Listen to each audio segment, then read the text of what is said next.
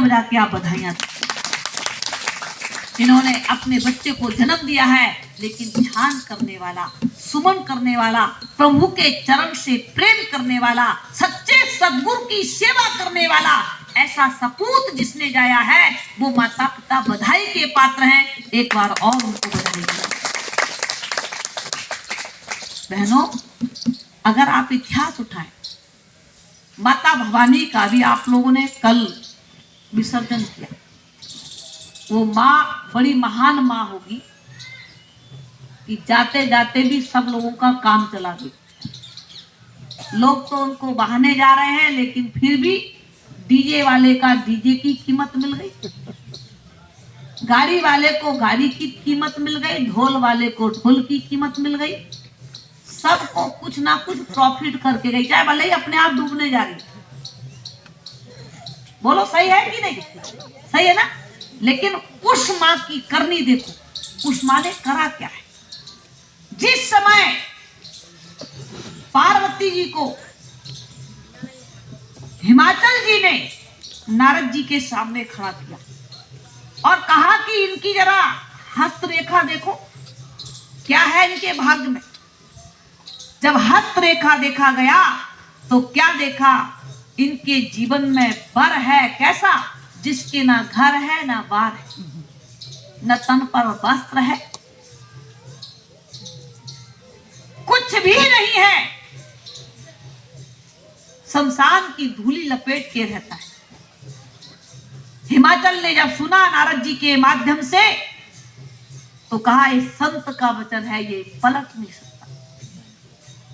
लेकिन मैनावती रोने लग गई कि इकलौती बेटी इतनी कुर्बानी के बाद पाली है और इसकी जिंदगी में कैसा बर लिखा हुआ।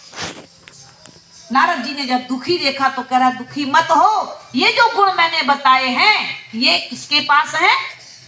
भोले बाबा के पास। भोले बाबा के पास ये सारे गुण हैं। आप जो है भोले बाबा के तपस्या के लिए, भोले बाबा की याद में, भोले बाबा की ध्यान में, भोले बाबा के सुमन में पार्वती जी को लगा दीजिए और उनको पति रूप में भोले बाबा मिल जाए।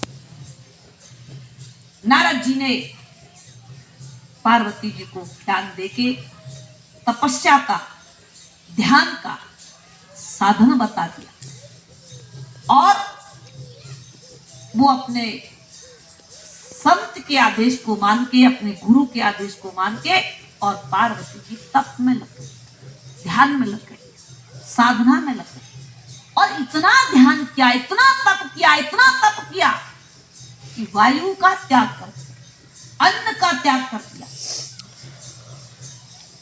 सारे त्याग के बाद उन्होंने जब साधना किया, ध्यान किया, तो भगवान विष्णु का सिंहासन हिल गया। आप लोगों में ने भी नवरात्रि के व्रत किए होंगे, लेकिन दुकानों पे बादाम कम पड़ गए होंगे, काजू कम पड़ गए होंगे, मेवा कम पड़ गई होगी, रोटी तो नहीं खाई, लेकिन और चीज खाने में पूरी ताकत झोंकी। बहनों भाइयों, हम लोग एक जगह गए, हमको निमंत्रण में बुलाया गया कि संत भी हमारे घर में आए। जब भोले बाबा कह रहे हैं गिरजा संत समागम, संतों का साथ करना है, माता भवानी को कह रहे हैं संतों की संगति में बैठना है, तो कुछ लोगों ने संतों का निमंत्रण किया। हम लोग भी गए, तो एक तरफ इतना बड़ा थाल और एक तरफ दाल दूध। तो मैंने कहा ये दो तरह के कैसे बोलते? कह रहे भाई जी, ये जो थाल भरा हुआ है ना, ये व्रत वाले का है। उसमें काजू की बर्फी थी, मेवाओं की बर्फी थी, चिप्स थे, सिंगाड़े का हलवा था, सिंगाड़े के आटे का, कुट्टू के आटे के पकोड़े थे। मैंने कहा इतना थाल भरा हुआ ये व्रत का है और दाल रोटी बिना व्रत वालों। तुमने तो पूरा 2000 का बिल बना दिया और व्रत बोल रहे। व्रत का मतलब क्या होता है? व्रत का मतलब होता है संकल्प। पार्वती जी ने संकल्प ले लिया कि जन्म जन्म तक रगड़ हमारी और बरहूं शंभु और नहीं तो रहूं कुंवारी। कुंवारी। मैं